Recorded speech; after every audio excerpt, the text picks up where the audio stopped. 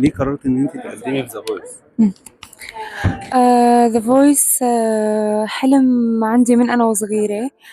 آه واليوم الحمد لله أنا بالفاينل. هذا شيء كتير بالنسبة إلي بعتبره إنجاز، وكتير فخورة بحالي وكتير مبسوطة، وإن شاء الله يا رب ذا فويس يكون سنة من نصيبي.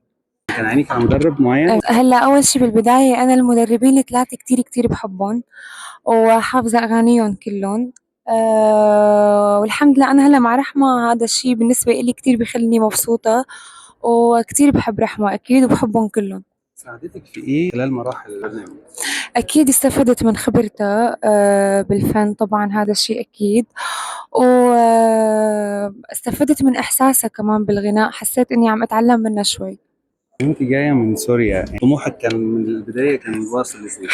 طبعا أكيد من بداية دخولي على البرنامج كان عندي ثقة إني رح أشوف حالي بالفاينل الحمد لله.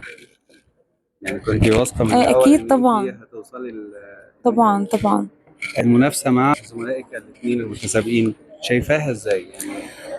لا هي ما أنا منافسة قد ما أنا منافسة هيك لطيفة حلوة، لأنه أنا بحبهم وهن بحبوني أكيد، وصرنا رفقة، يعني أكيد رح تكون منافسة مو بمعنى المنافسة يعني. اليوم التاني بعد ذا فويس بتفكري في ايه بقى؟ أكيد انطلق للحياة العملية وللنجومية إن شاء الله. طموحك توصلي لفين في الغناء، مثلك الاعلى؟ يعني طموحي زور العالم كله، غني على أكبر المسارح بالعالم، هيدا أكبر طموح بالنسبة لي. مين حبيبك في الغنى او مين اكتشف موهبتك في الغنى؟ اللي اكتشفوا موهبتي هن أهلي. بداياتي إجباري بصغري كانت بالمدرسة بالمراكز الثقافية. بعدين شوي شوي شوي طورت حالي حتى وصلت على مسرح ذا فويس. ان شاء الله ربنا يوفقك. ثانك يو، شكرا. شكرا.